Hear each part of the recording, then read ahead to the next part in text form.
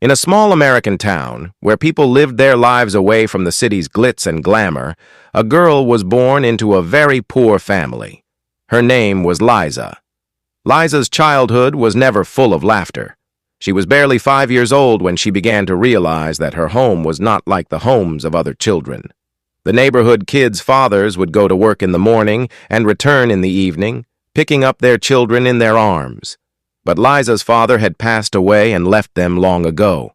Her mother, Mary, was a dancer at a nightclub. But to be honest, the club work was just a pretense. Her real earnings came from selling her body. Liza had often seen strange men come to her house late at night and leave in the morning without a word. Mary loved her daughter very much, but poverty and circumstances had pushed her onto this path. She would hold Liza close and say, "Daughter, please forgive me. I couldn't be the right mother for you. But when you grow up, don't ever do this. You will surely achieve something good." But the irony of fate is remarkable. The very things a person tries to avoid are the ones that stand before them. From childhood, Liza had witnessed her mother's exhaustion, her tears, and society's hateful stares. At school, children would tease her, calling her the club girl's daughter.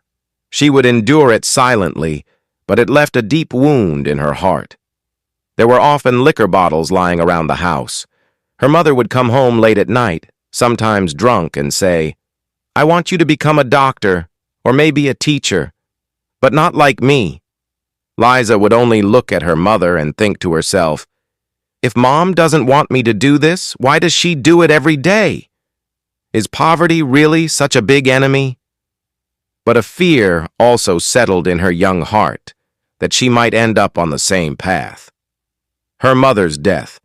The biggest shock of Liza's life came when she was just 15. One night, her mother returned from the club under the influence of alcohol. There was a car accident on the way, and she never came back. In the morning, Liza saw her mother taking her last breaths in the hospital. Her mother held her palm and said, "Daughter, don't hate me." I was helpless. "Promise me, you won't become like me." And then her breath stopped. That day, Liza felt anger towards the world, but also a deep loneliness inside. Now she had neither a father nor a mother.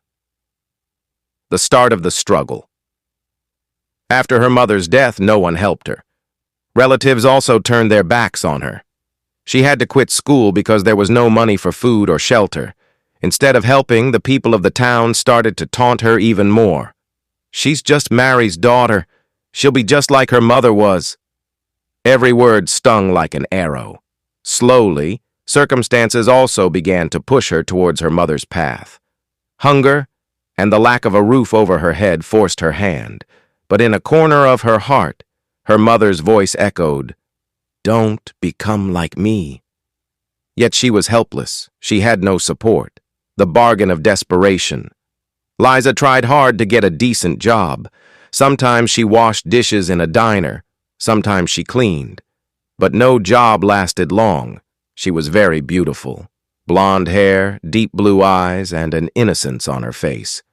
Perhaps that was why people looked at her with wrong intentions, even seeing her desperation.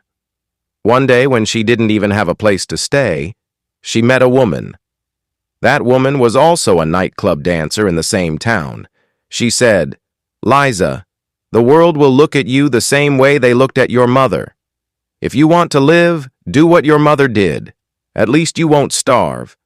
Liza strongly resisted at the time, but when not a single grain of food passed through her stomach for 3 days, she realized how merciless life could be. She also started working at the same club where her mother used to. The first step towards darkness. The club's lights might have looked glamorous from the outside, but the darkness inside broke her every day. People would clap, laugh, and drink. But Liza's heart held tears. Every night when a stranger touched her, her heart broke inside. She would look at herself in the mirror and ask, "Have I really become like my mother? Will my life also end in this darkness?" But desperation makes a person do everything they never imagined. The soul's pain.